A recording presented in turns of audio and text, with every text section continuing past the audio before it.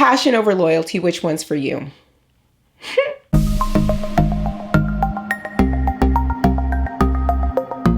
Hello, everyone. Welcome to Elevated Energy Coaching with Erica.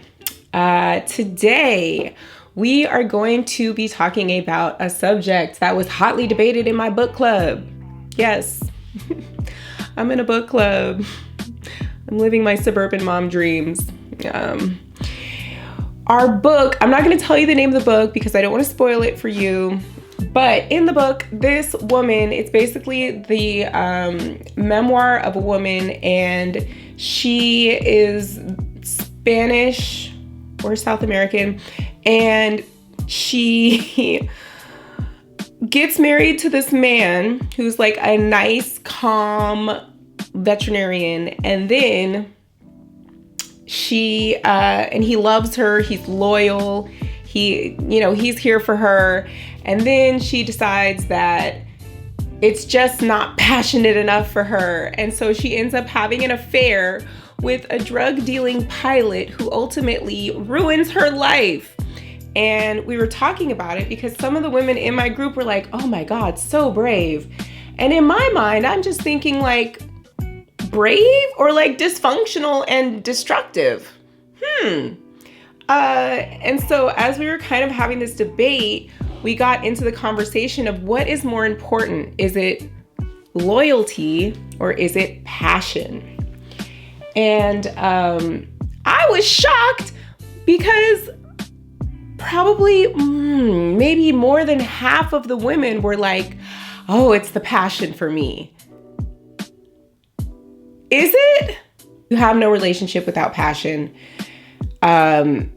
So I choose passion first. And I said, well, hold on, ladies. What kind of a relationship do you have with no loyalty? In the book that we read, the man was beating, cheating, and ruining her finances. Okay, so passion, oftentimes we pay a really high price for passion. And I think it's super entertaining to read about someone else's life that's passionate and full of drama and passion, all this stuff. But the truth is, for myself, I like a nice, quiet, boring life.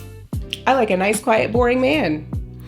I think that one of the skills that we've lost, especially here in Western culture, is we have lost the art of cultivating passion. It's possible. It's absolutely possible. A little plug, if you actually want to learn it, you can check the links below. I think we do get that initial burst of passion. I think scientifically they've measured it. The passion, or like the honeymoon period, if you would call it, which is a chemical reaction between you and two people. Oh, two people. A chemical reaction between two people? Maybe it's between you and two people. Do your thing. Anyway, it's a chemical reaction usually between two people, and that is the chemistry, the passion, that initial honeymoon period that we all feel. For most people, it doesn't last more than 18 months. Isn't that interesting? And I think oftentimes that initial attraction, that animal attraction that we're kind of talking about, it can oftentimes be based in dysfunction. Oh, that initial attraction that you're having towards somebody, if you don't kind of stop and ask yourself, is this attraction based in like childhood dysfunctional and reciprocal wounds? Or is this attraction based in my actual values that I have for myself? And because you have, when you first meet somebody, this chemical soup of attraction going on, your mind can actually be very clouded and it's hard for you to tell. And that's how people end up in these types of relationships with people where they're like, oh my God, I just can't keep my hands off of them. And your friends are like, oh, hey, Brittany, stop it. He's ruining your life, right? They can very clearly see that this is a terrible person for you, but you get caught up in that initial passion. And so I was just so shocked that we had this conversation. And what I realized is that people don't understand how to keep the passion alive. I've been married for going on 11 years now, and I will tell you the truth. You won't always have seasons. You'll go through seasons. You have seasons where everything's passionate and wonderful, and then you have seasons where it's more of a downturn. And then you have to be able to pick yourself back up again. And the secret to having a long-term relationship is knowing how to reinvigorate that passion. And it's possible. It's absolutely possible. And I think that most people don't think it is. And so you have people who get into relationships, they get married, and then they have a downturn season and they're like, forget this, I'm out of here. And the truth is, like, we're all gonna go through bad patches. Loyalty, on the other hand, you can't buy loyalty, can you? But it's something that's super important because we all talk about, like, oh, women need to be in their feminine energy, and we give out this advice. But the truth is, as a woman, if you're in a situation where you don't feel safe, where you don't feel taken care of, where somebody is not, you're questioning someone's loyalty, it's hard to be in your light, airy, fairy, feminine energy, right? People put this burden on women, but if your basic needs aren't being met, how can you be this wonderful light goddess of soft warmth? You know, it's hard. In fact, I dare say it's almost impossible. So yeah, I personally was like, loyalty all day for me. But you can bring the passion back. That is actually something that in my own personal relationship, I've learned how to see when we're in a down, like a less passionate, you get into that roommate phase, and like, how can you shake yourselves out of that? How can you reignite the passion so that you're not just like waiting for the seasons to turn, but you yourself know how to flip that switch and get things spicy and juicy again, because that's the type of relationship we want, right? We want a healthy relationship where we get to have both. And the debate that we were having in the group was, no, it's hard to have both because, boring. Like someone who's there and who just goes to work and comes home and then they're just there waiting and looking at you. It's boring. And I was like, it doesn't have to be. Truth is, you shouldn't have to ever pick one. You should be able to have both.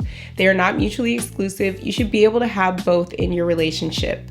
It's just about recognizing what's a healthy version of this. So on the flip side of loyalty, if you're in this relationship staying loyal to somebody and it really is dysfunctional, it really is not healthy for you, if you're staying in the relationship because you're codependent and you can't leave because you don't think you can find anybody else or you don't want to be alone, like that's when loyalty has gone wrong, right?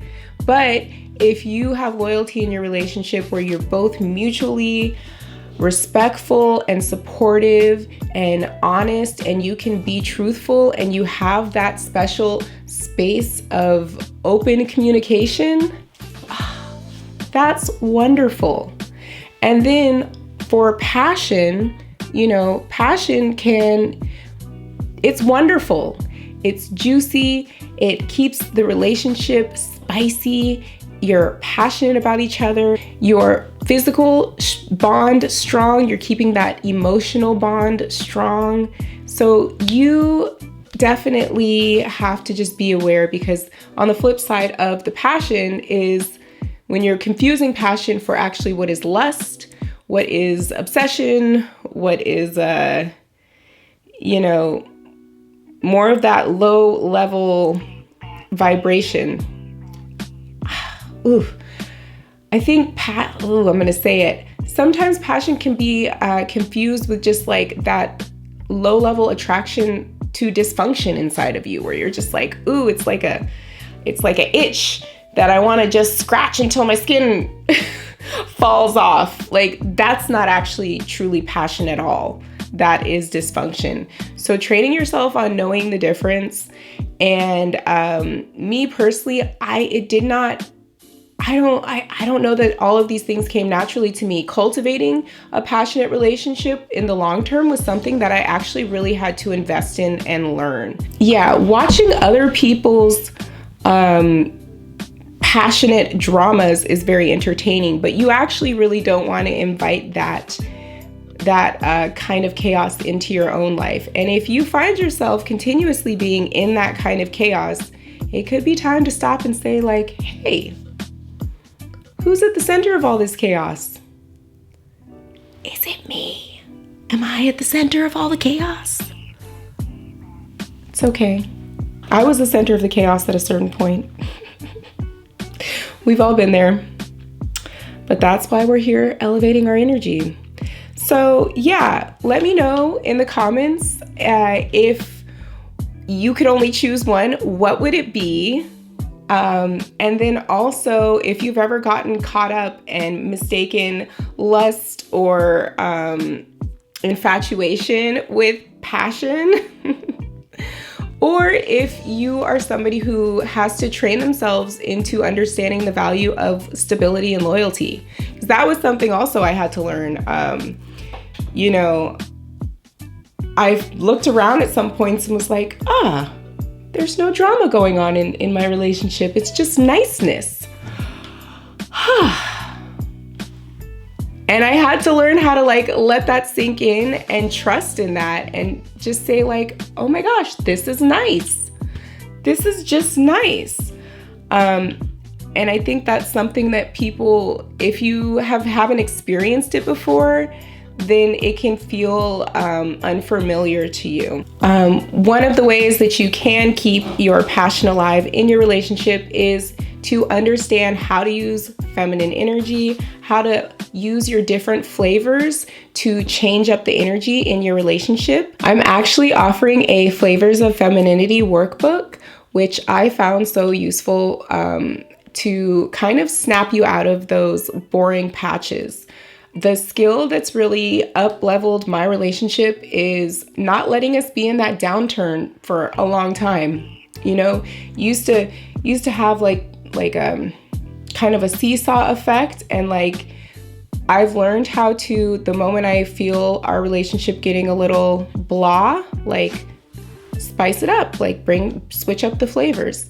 So check that out in the link below. So cultivating your own passions and the loyalty towards yourself and your boundaries, you will keep that vibration and that energy, and then you'll reflect it. Your partner will reflect it back to you. So having projects that you're really passionate about, whether it be your career or your personal habits or anything creative that you like doing or building or working on, I think that's really important to have those things that you're passionate about.